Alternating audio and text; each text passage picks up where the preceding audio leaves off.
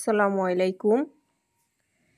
কাছে দূরে যে যেখানে বসে আমার ভিডিওটি দেখতেছেন, আশা রাখি আল্লাহর অসীম রহমতে আপনারা সবাই ভালো আছেন। আলহামদুলিল্লাহ, আমিও ভালো আছি। এই তো নতুন দিনে নতুন একটা ভিডিও নিয়ে হাজির হয়ে গেলাম আপনাদের মাঝে। আজকের ভিডিওটা সকালে নাস্তা থেকে শুরু করেছি। অফ ক্যামেরা নাস্তা বানিয়ে নিয়েছিলাম। আসলে সব সময় নাস্তা বানানোটা শেয়ার করা হয় না, নাস্তা তো প্রতিদিনই বানানো হয়।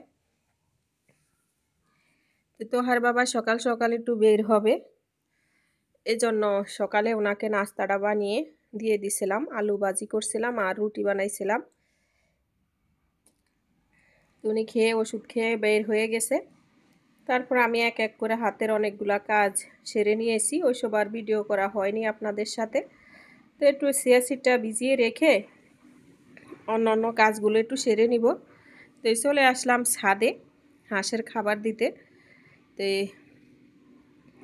আসলে আমি বলি যে আমার ঘরে আসলে ভাতটা বেশিরভাগ সকাল হলে নষ্ট হয়, এজন্য আমি বেশি হাঁস মুরগিগুলো পালি। হাঁস মুরগির পালাতে আমার ভাত আর নষ্ট হয় না, আমি হাঁস মুরগিরই খাবার দিই।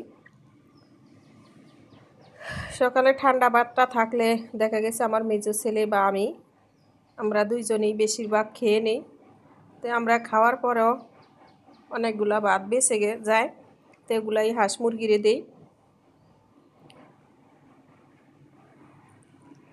আর এই তো বাহিরটা একটু দেখিয়ে নিলাম, মানে আমি ছাদে দাঁড়িয়ে আমি অনেক সময় বলি যে মেন রাস্তার সাথেই আমাদের বাড়ি। তো এই রাস্তাটা হইলো একটু ভাঙ্গা গেছে গা, মানে দেখতেই বোঝা যায় যে মাটি মাটি, এই জন্য হলো ভাঙ্গা রাস্তাটা। এই জন্য বড় বড় গাড়িগুলো এখন আমাদের সাইড দিয়ে আরেকটা রাস্তা আছে, ওই রাস্তা দিয়েই যাতায়াত করে। তো এটা হলো মিরপুর যাওয়ার রাস্তা, একবার এই রাস্তা দিয়ে ডাইরেক্ট মিরপুর যাওয়া যায়। তো আরেকটা রাস্তা আছে, ওইটা দিয়ে ঘুরে এখন গাড়িগুলো যাইতেছে। এই রাস্তা ভাঙ্গা দেখাতে এই রাস্তায় ছোটোখাটো গাড়িগুলো বেশি চলতেছে।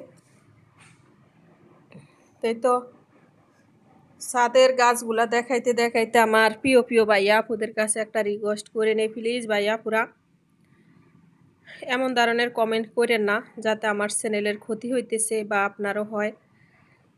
বন্ধু হয়ে গেলাম, সাবস্ক্রাইব করে গেলাম, এত নাম্বার করলাম, পাশে আছি, হ্যাঁ, তারপরে এত নাম্বার লাইক দিয়ে গেলাম, এগুলা একটু লেখেন না, এগুলাতে অনেক ক্ষতি চ্যানেলের। তো এই জন্য অনুরোধ করলাম আপনাদের ভিডিওর প্রথমেই, কারণ পুরা ভিডিওটা হয়তো সবাই দেখেন না, শুরুতে একটু দেখেই চলে যান। তো ছোট্ট কমেন্ট করবেন, যে কোনো ছোট্ট একটা কমেন্ট করবেন, কিন্তু এইসব লেখা না, অন্য যে কোনো টাইপের কিছু লেখা। তো এই ছাদ থেকে নেমে এসে এখন বিছনাগুলা গুছিয়ে নিতেছি। আসলে সকালের কাজগুলা সকালে সেরে রাখলে দুপুরের দিকে রান্না করতে একটু সুবিধাই হয়। তো আমার মেয়েটা ক্যামেরা ধরেছে মাশাল্লাহ, আর আমি কাজ করতেছি, গাছটা একটু মজবো। তো আমার মেয়েকে বলছিলাম মা একটু ক্যামেরাটা ধরো, কখনো এই প্রথমবার ধরলো, কখনো ধরেনি। তো দেখি মাশাল্লাহ ভালোই করতে পারছে। আমি তো ভাবছি কীরকম হইবে না হইবে। তো মাঝে মাঝে আমার ছোট ছেলে ধরে বা মেজো ছেলে ধরে, দুই হাতের কোনো কাজ থাকলে করতে গেলে। আসলে দুইবার করে আমি ক্যামেরা স্ট্যান্ড কিনছিলাম, আমার মেয়েটা ভাঙ্গিয়া ফেলায়। ওই স্ট্যান্ডের সাইডে যেই পাগুলা থাকে ওগুলার মধ্যে দাঁড়িয়ে মানে দাঁড়িয়ে দাঁড়িয়ে ওই গজল কইতে যায়, মানে ও মাইক মনে করে মাইকের মতো। তো এই গান গাইতে যায় বা গজল কইতে যায়, ওখানে পাড়া দেয় ঠুস করে ভাঙ্গা যায়। তো দুইটা কেনার পরে তো এখন আর কিনি না, ভাবছি যে মেয়েটা একটু বড় হয়ে নে বুঝুক যে জিনিসটা এভাবে করা যাবে না। তারপরে আর আমার মুরগিগুলো আপনাদের সাথে একটু শেয়ার করে নিলাম। এখানে গাছের একটু যত্ন নিলাম। যত্ন নিতে যায়া হয়তো দেখলেনি একটা টব হলো, মানে এই ব্যালকনির জায়গাটা একবারে সরু আর ছোটো রাখছে। গ্রিলগুলো একটু ভিতরের মানে বাইরের দিকে দিলে জায়গাটা একটু বড় হইতো, গাছগুলা রাখতে একটু হইতো। আসলে মিস্ত্রি করে দিয়া কাজ করালে ওনাদেরকে একরকম বলে ওনারা আরেক রকমই করে, সব সময় তো আর থাকা যায় না ওনাদের সাথে। তো এলো যেটা স্বপ্ন দেখি আশা করি ওইটা কখনো হয় না, যে বাড়িটা এইভাবে এইভাবে করব ওইভাবে করব। তো এই দেখা গেছে কিছু না কিছু ভুল থাকেই, সব মনের মতো হয় না। তো একটু মানি ফ্লাগ গাছগুলাই যে মাশাআল্লাহ দেখছিনি তো সুন্দর করে আগা লইয়া উঠছে। আর এটা হলো আমার বড় ছেলের রুম। তো গাছের কিছু পাতা পেকে গেছে, তো পাতাটা পাকলে কালারটা অনেক সুন্দর লাগে। কাঁচাটার এক কালার আর পাকাটার আরেক কালার, দেখিনি তো অনেক সুন্দর লাগতেছে। মানে এক সাইড হলুদ আর এক সাইড হইলো একটু খয়েরি খয়েরি ভাব, দুই কালারের পাতাটা একটু দেখাইলাম আপনাদেরকে। তো এই গাছের যত্ন নেওয়া শেষ, সব ক্যামেরায় নাস্তাও করে নিয়েছি।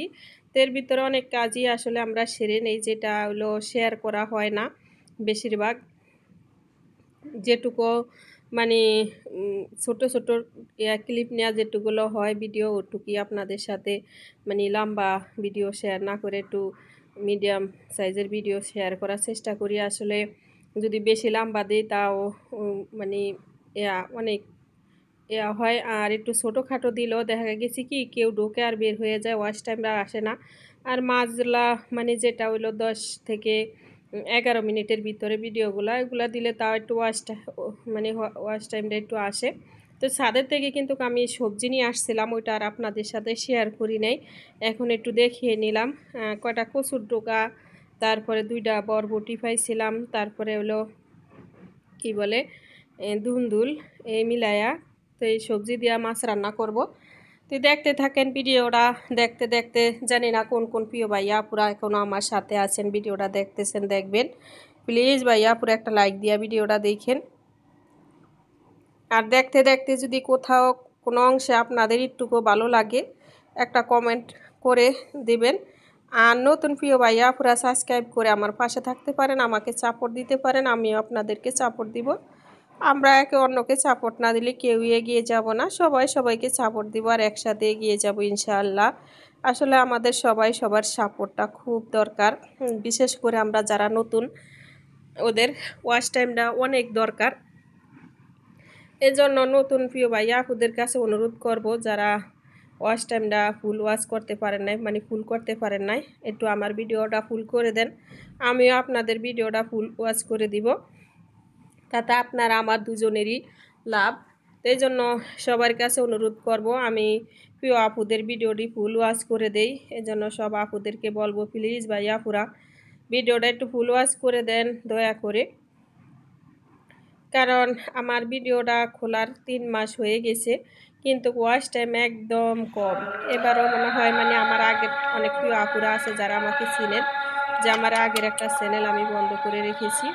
তো একই অবস্থা মনে হয় এই চ্যানেলটা যদি আমার ওরকম না হয়, তা আমাকে কি করতে হবে, চ্যানেলটা অফ করে দিতে হবে, আর চ্যানেল চালানো সম্ভব হবে না। তো সবাই ভালো থাকেন, সুস্থ থাকেন, সবার সুস্বাস্থ্য কামনা